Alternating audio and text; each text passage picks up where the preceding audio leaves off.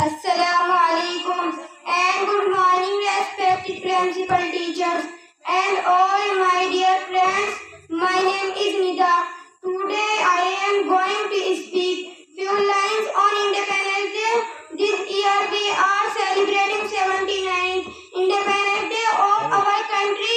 Independence Day is the national festival of our country. On 15th August 1947, India became independent from the British rule. Our great freedom fighters devoted their whole life for the independence of our country.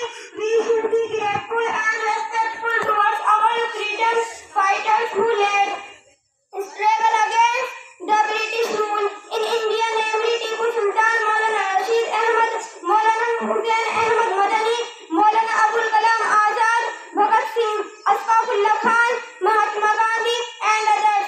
Let's promise to be citizens and make our country proud. Thank you.